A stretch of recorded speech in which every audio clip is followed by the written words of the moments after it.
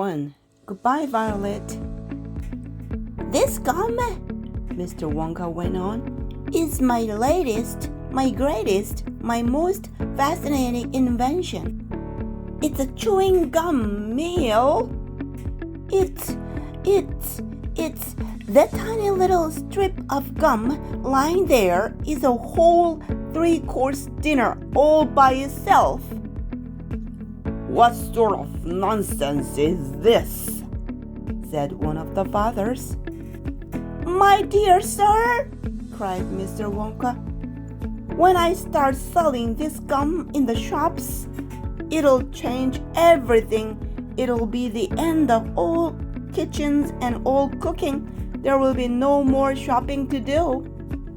No more buying of meat and groceries. There will be no knives and forks at mealtimes. No plates, no washing up, no rubbish, no mess. Just a little strip of Wonka's magic chewing gum. And that's all you'll ever need at breakfast, lunch, and supper. This piece of gum I've just made happens to be tomato soup, roast beef, and blueberry pie, but you can have almost anything you want. What do you mean? It's tomato soup, roast beef, and blueberry pie, said Violet Brigard. If you were to start chewing it, said Mr. Wonka, then that is exactly what you would get on the menu. It's absolutely amazing. You can actually feel the food going down your throat and into your tummy, and you can taste it perfectly, and it fills you up. It satisfies you. It's terrific. It's utterly impossible, said Veruca Salt. just so long as it's gum, shouted Violet Brigard. just so long as it's a piece of gum, and I can chew it, then that's for me. And quickly, she took her own world record piece of chewing gum out of her mouth and stuck it behind her left ear. Come on, Mr. Wonka, she said. Hand over this magic gum of yours and we'll see if the thing works. Now, Violet, said Mrs. Brigard, her mother, don't let's do anything silly, Violet. I want the gum, Violet said obstinately. What's so silly? I would rather you didn't take it, Mr. Wonka told her gently. You see, I haven't got it quite right yet. There are still one or two things. Oh, to blazes with that, said Violet, and suddenly before Mr. Wonka could stop her, she shot out a fat hand and grabbed a stick of gum out of the little drawer and popped it into her mouth. At once, her huge, well-trained jaws started chewing away on it like a pair of tongues. Don't, said Mr. Wonka. Fabulous, shouted Violet. It's tomato soup. It's hot and creamy and delicious. I can feel it running down my throat. Stop, said Mr. Wonka. The gum isn't ready yet. It's not right. Of course it's right, said Violet. It's working beautifully. Oh my, what lovely soup this is.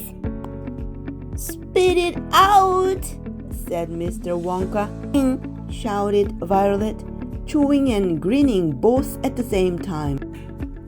It's changing. The second course is coming up. It's roast beef. It's tender and juicy. Oh my, what a flavor. The baked potato is marvelous too. It's got a crispy skin and it's all filled with butter inside. But how interesting, Violet, said Mrs. Brigard. You are a clever girl. Keep chewing, baby, said Mr. Brigard. Keep right on chewing. This is a great day for the Brigards. Our little girl is the first person in the world to have a chewing gum meal.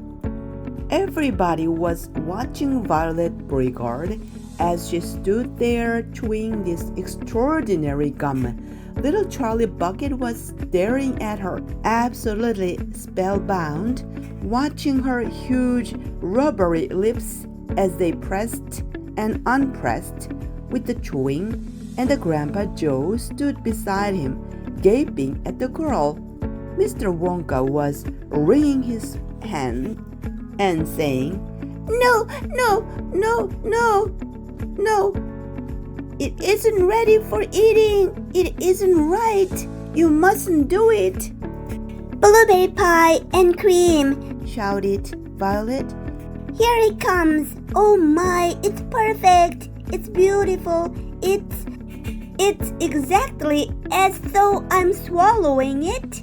It's as though I'm chewing and swallowing great big spoonfuls of the most marvelous blueberry pie in the world. Good heavens, girl! shrieked Mrs. Brigard suddenly, staring at Violet. What's happening to your nose? Oh, be quiet, Mother, and let me finish, said Violet.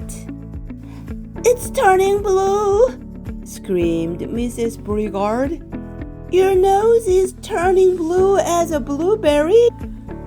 Your mother is right, shouted Mr. Brigard. Your whole nose has gone purple. What do you mean? said Violet, still chewing away.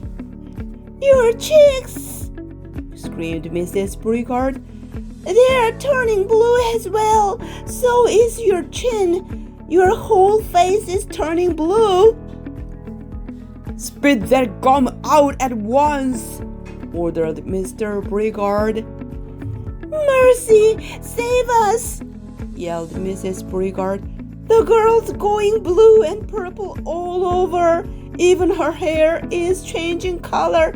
Violet, you are turning violet. Violet, what is happening to you? I told you I hadn't got it quite right, sighed Mr. Wonka, shaking his head sadly. I'll say you haven't, cried Mrs. Brigard. Just look at the girl now. Everybody was staring at Violet, and what a terrible, peculiar sight she was.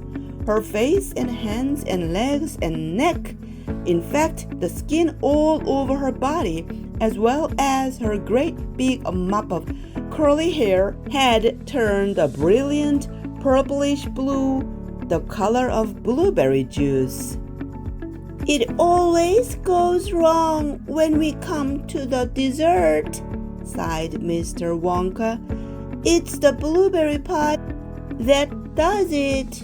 But I'll get it right one day. You wait and see. Violet, screamed Mrs. Brigard.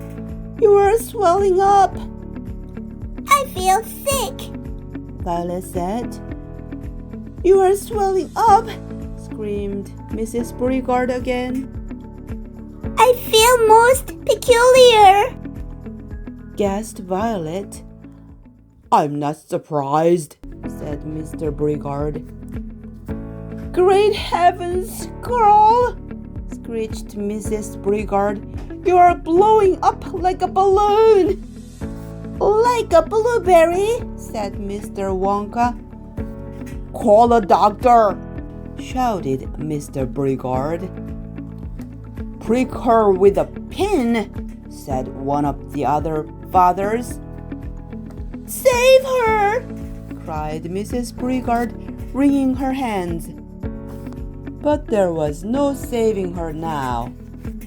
Her body was swelling up and changing shape at such a rate that with a minute it had turned into nothing less than an enormous round blue ball, a gigantic blueberry, in fact, and all that remained of Violet Brigard herself was a tiny pair of legs, and a tiny pair of arms sticking out of the great round fruit and a little head on top. It always happens like that, said Mr. Wonka. I've tried it 20 times in the testing room on 20 Oompa Loompas, and every one of them finished it up as a blueberry. It's most annoying. I just can't understand it. But I don't want a blueberry for a girl, yelled Mrs. Brigard. Put her back to what she was this instant. Mr. Wonka clicked his fingers, and then Oompa Loompas appeared immediately at his side.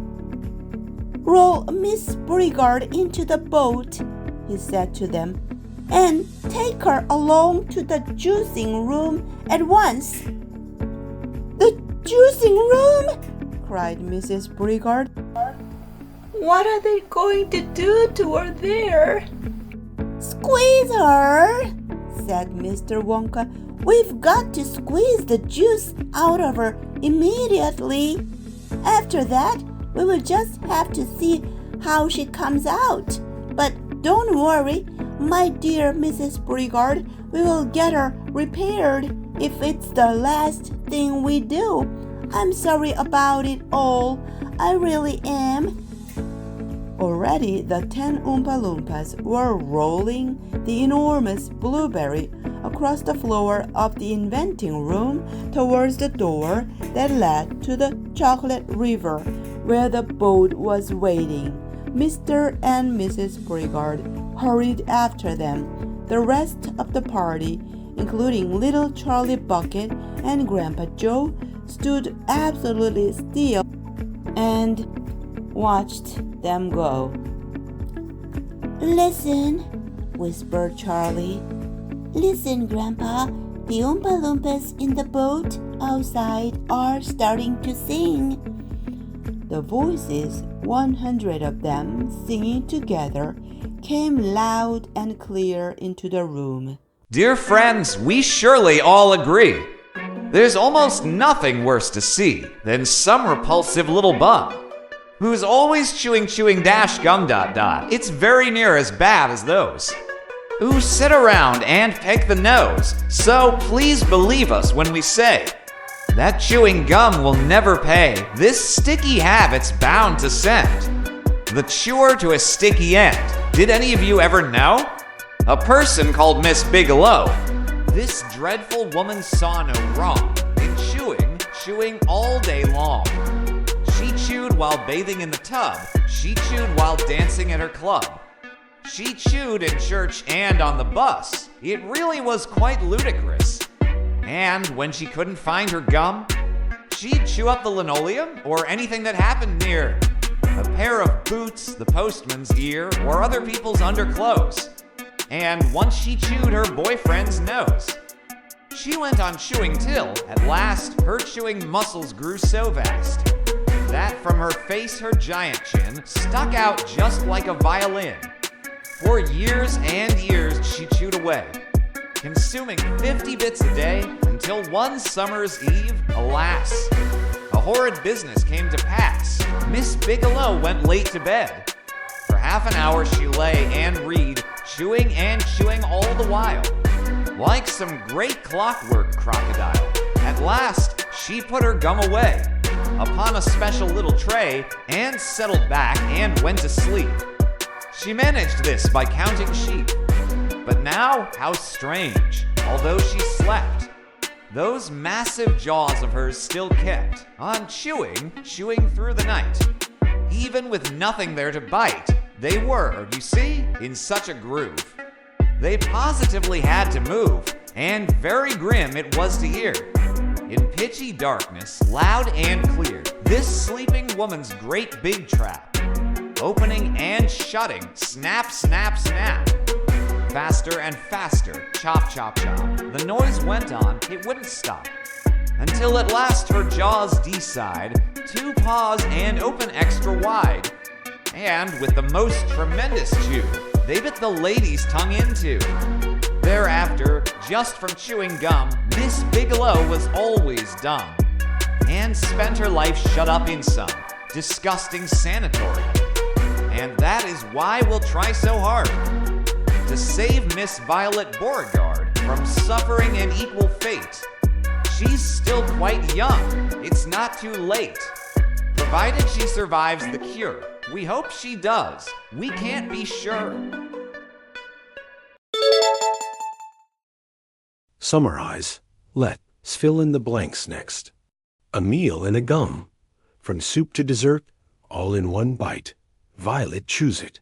She ignores the warning and starts chewing. Turns into a balloon. Violet swells up and turns violet. Off to be juiced. Oompa Loompas roll her to the juicing room. Song with a lesson. The Oompa Loompas sing with a message. Too much pride can make you pop. Great job, everyone! Thanks for watching. See you next time.